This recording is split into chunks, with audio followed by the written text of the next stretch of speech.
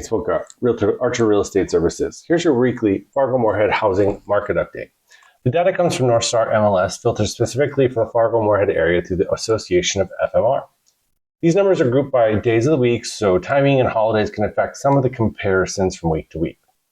If you're trying to decide whether now is the right time to buy or sell in the Fargo Moorhead area, the current numbers continue to show a market as active, competitive in certain price ranges, and still very sensitive to pricing and condition.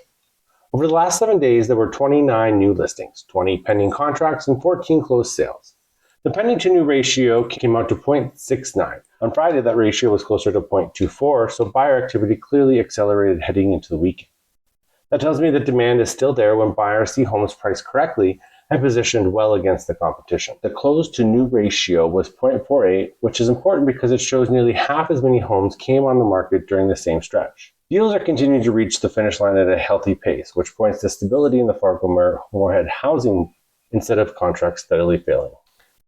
Price reductions continue to stand out. There were 7 price changes this week, which pushed the price rate 59%, which is a noticeable increase compared to earlier in the week, and it suggests buyers are adjusting faster than listings are not getting the responses they expected. Buyers are watching value closely, and homes that miss the mark on price are seeing more competition from other active listings.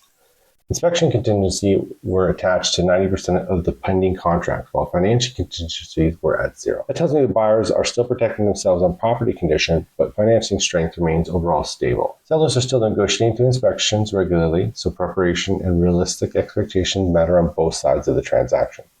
What stands out is what did not happen. There were no expired listings, no withdrawn listings, no rescissions, and no sale contingencies this week.